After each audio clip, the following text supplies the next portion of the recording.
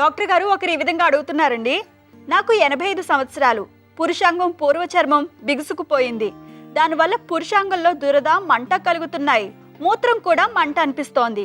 డాక్టర్కి చూపిస్తే సుంతి చేయించుకోవాలంటున్నారు. ఇంత వయసు వచ్చాక సుంతి ఏమిటి? నాకు సుంతి తప్పనిసరి అంటారా? తగిన సలహా ఇవ్వండి అంటూ అడుగుతున్నారు. ఏ వయసు వాళ్ళైనా సరే పురుషాంగం పూర్వచర్మం మూసుకుపోయి దురద పుడుతున్న పుండ్లాగా మారుతుంటే మాత్రం తప్పనిసరిగా సుంతి ఎంచుకోనండి. సుంతికి వయసుతో ప్రమేయం లేదు. రోజుల పిల్లల నుంచి చివరికి 80 ఏళ్ళు వచ్చినా 90 ఏళ్ళు వచ్చినా సుంతి చేయవచ్చు, చెయ్యాలి కూడా. చర్మం ఎవరికి మూసి ఉండడానికి వీలు లేదు.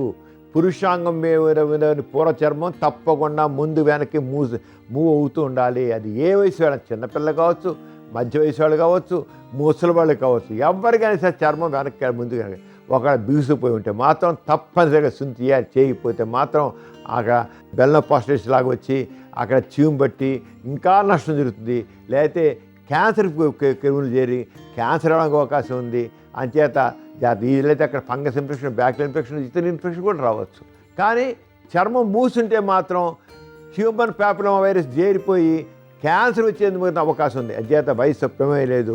తప్పనిసరిగా సుంతి చేయించి పురుషాంగాన్ని క్లీన్గా ఉంచుకోవాలి. చూసారు కదండి ఇవాల్టి సుఖజీవనం కార్యక్రమం.